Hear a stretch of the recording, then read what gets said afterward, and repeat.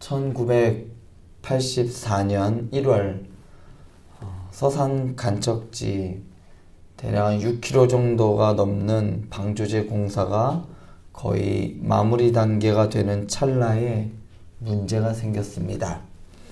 마지막 270m 구간을 5톤짜리 바위로 메웠지만 초속 8m의 급류에 휩쓸려 내려가는 바람에 이 구간을 어떻게 메꾸어야 하는가에 따라 이 공사를 완공할 수 있는지 아니면 지금 한 모든 것들이 물거품이 되느냐의 절체절명의 상황이었습니다. 공사를 진행하고 해봤던 사람들이 하나하나 의견을 내기 시작합니다. 불가능하다고 합니다. 이 공사는 현실성이 없다고 합니다. 선진국도 못한 거라고 합니다. 그리고 선례가 없다고 합니다. 해보자는 말은 한마디도 없고 포기하자는 의견뿐이었습니다. 이때 회장이 약 270m 구간에 유조선을 침몰시켜 유속을 줄이자고 제안을 하였습니다. 그러자 회장님 그게 검증된 바가 없습니다. 그러자 그 회장님이 임자 그거 한번 해보기는 해봤어? 즉시 유조선을 가라앉힐 수 있는 방법을 찾아봐. 1984년 2월 24일 길이 322m의 폐 유조선 워터베이호로 방조제 틈을 메꾸는데 성공을 합니다. 원래 계획된 공사를 약 1년 반이나 단축시키고 공사 비용도 약 280억 원을 줄였습니다. 그리고 전 세계에 주문이 쇄대하기 시작했습니다. 국내에 아주 조그만 기업이 세계로 뻗어나가는 디딤돌 역할을 했던 공사가 바로 서한 방조제 공사였습니다. 이때 이 사람이 했던 말이 지금도 회자되고 있고 기업을 하는 사람들 사이에 많은 영감을 주었던 현대그룹 전 고 정주영 회장입니다. 정주영 회장은 불도저와 같은 추진력을 가지고 있던 사람이었습니다. 한번 한다고 하면 하는 사람이었습니다. 정주영 회장과 똑같이 한번 정한 목표는 반드시 이루고야 마는 사람이 오늘 말씀의 바울이었습니다. 바울이 어떤 사람이었는지 알아보는 것은 그닥 그렇게 어렵지 않습니다. 바울은 정주영 회장과 비슷하게 목표의식이 분명했던 사람입니다. 한번 정한 목표는 반드시 해내고야 마는 사람이었습니다. 바울은 엘리트 중에 엘리트 코스를 밟아왔다는 사실과 또한 사도행전 9장 1절에서 2절 말씀에서 대제사장을 찾아가 교회를 핍박할 수 있는 공문을 받아낸 사실을 통해 알 수 있습니다. 조금의 이익이 없어도 그가 믿는 신념에 충실하여서 예수를 따르는 자를 핍박하기 위해, 박해하기 위해, 붙잡아가기 위해 먼 길도 마다하지 않고 수고도 기꺼이 감수할 수 있는 열심히 있는 사람이었고 한다면 하는 사람이었습니다. 그러나 바울이 예수를 만나고 난 직후부터 자신이 정한 목표를 이루고자 하는 갈망보다 더 중요한 기준이 생겼습니다. 그것은 바로 하나님의 뜻이었습니다. 예수님을 만나기 전에 바울과 정주영 회장은 자신의 신념이 기준이었다면 오늘 말씀의 바울은 자신의 신념이 아니라 하나님의 뜻이 기준이었습니다. 사실 바울은 오래전부터 로마에 가고자 하는 마음이 컸습니다. 왜냐하면 당시의 로마는 세계의 중심이었기 때문입니다. 온 세상의 중심이었습니다. 그런데 로마에 교회가 세워졌다는 소식은 바울을 흥분시키기에 충분하였습니다. 세상의 중심이었던 그곳에 자신이 알지도 못하는 사람, 일면식도 없던 사람들, 그런 사람들에 의하여 교회가 세워졌다는 그 소식은 바울을 흥분시켰어요. 바울은 로마에 세워진 교회가 어떤 모습일까? 이런 모습일까 저런 모습일까 도대체 어떤 사람들이기에 복음의 씨앗이 아무도 가서 전하지 않았는데 스스로 그들이 거기에서 교회를 이루고 신앙생활을 하는 걸까 너무나도 궁금했어요. 그래서 하루라도 빨리 로마 교회로 가고 싶은 마음에 다음과 같이 말하였어요. 11절을 보면 내가 너희 보기를 간절히 원하는 것은, 또한 13절에서 내가 여러 번 너희에게 가고자 한 것을 너희가 모르기를 원하지 아니하노니, 심지어 로마서 15장 23절에 보면 여러 해 전부터 언제든지 서바나로 갈 때에 너희에게 가기를 바라고 있었으니, 사도 바울은 그의 서신서 곳곳에서 로마 교회에 가고자 하는 마음을 감추지 않고 드러내 보였습니다. 이처럼 바울은 로마에 가고 싶은 마음뿐 아니라 구체적인 계획도 있었습니다.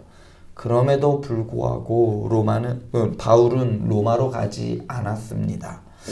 왜 그랬을까요?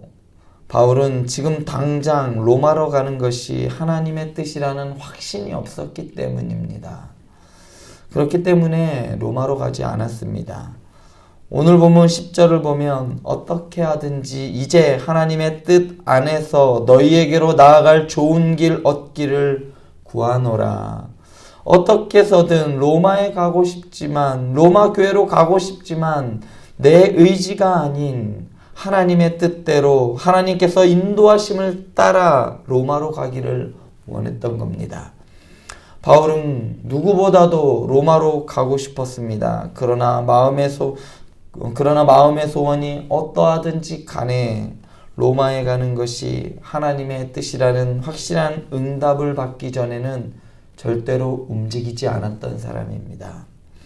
바울이 로마로 가고자 하는 마음이 얼마나 컸는지 좋은 길 얻기를 구하노라 라는 말에서 드러나 보입니다. 이 구하노라 라는 말은 아주 긴급한 상태를 말해주는 단어로 어떻게 하든지 간에 라는 말과 함께 쓰일 때 그 상태가 더욱 급박하고 시급하다라는 뜻을 나타냅니다. 그러니까 바울은 지금 당장 로마 교회 교인들을 만나러 가고 싶지만, 너무너무 로마 교회를 보고 싶지만 하나님께서 그 길을 열어주시기를 기다렸던 겁니다. 사실 로마로 그냥 가는 것도 쉬운 길은 쉽지만은 않았습니다. 주중회로 배를 타고 이동하는 것은 언제 풍랑을 만날지, 중간에 어떤 일들이 벌어질지, 어떤 해적들을 만날지 알지 못했기 때문에 어려웠고, 또한 걸어서 아시아를 경유하여 돌아간다는 것은 더더욱 거리가 멀어져서 배로 갈 때보다 몇 배나 많은 시간과 노력이 필요하였습니다. 그래서 바울은 하나님께서 그 모든 장애물을 제거해 주셔야만 로마로 가는 것이 가능하다고 생각했습니다. 그렇기 때문에 자신의 행동을 철저히 하나님의 뜻에 복종시켰습니다. 하지만 때가 이르자 바울은 자신이 생각했던 것과는 전혀 다른 방식으로 로마에 가게 됩니다. 유대인들이 복음을 전하고 있는 바울을 죽이려고 하자 로마 군인들이 바울을 보호해 주었습니다. 이 일로 재판을 받게 된 바울은 로마 시민권을 근거로 로마에서 황제의 재판을 받게 해달라고 요청하게 됩니다.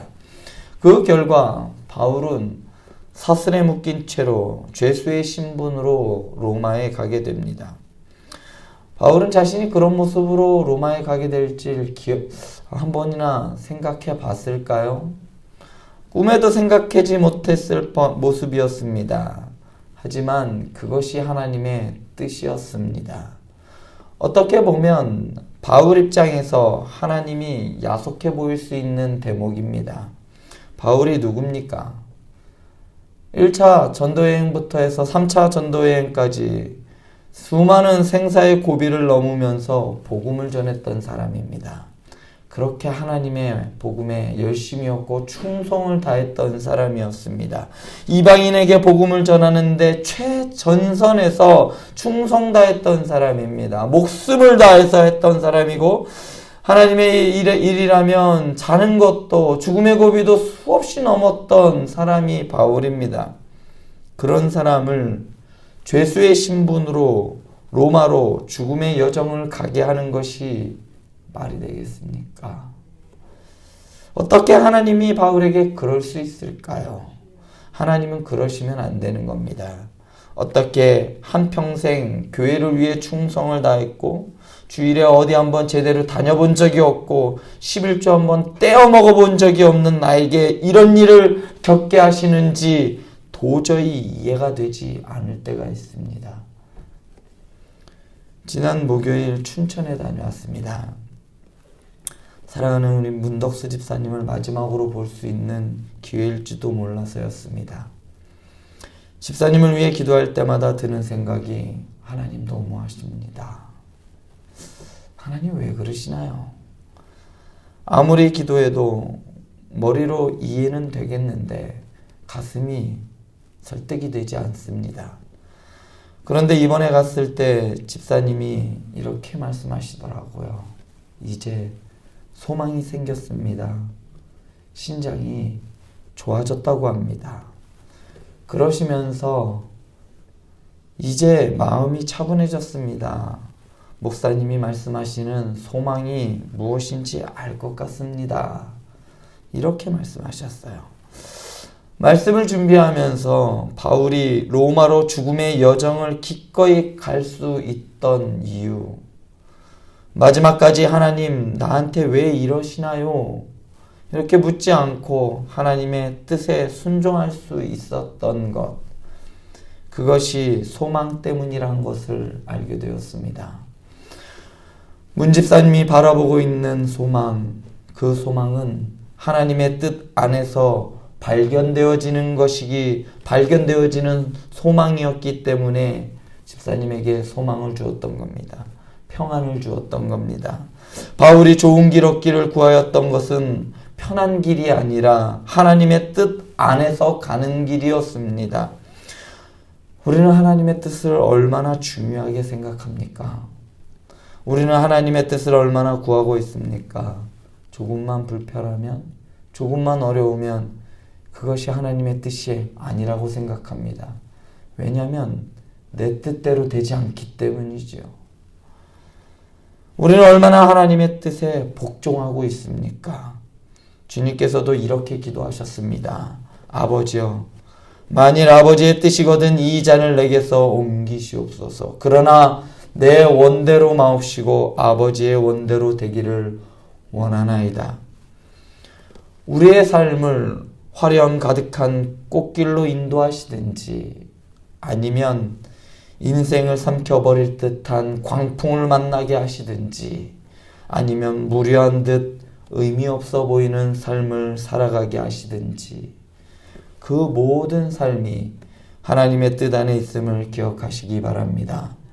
주님 손 안에 있음을 믿으며 담대히 살아내는 사랑하는 행복한 교회 성도들 되실 수 있기를 소원합니다. 기도하시겠습니다.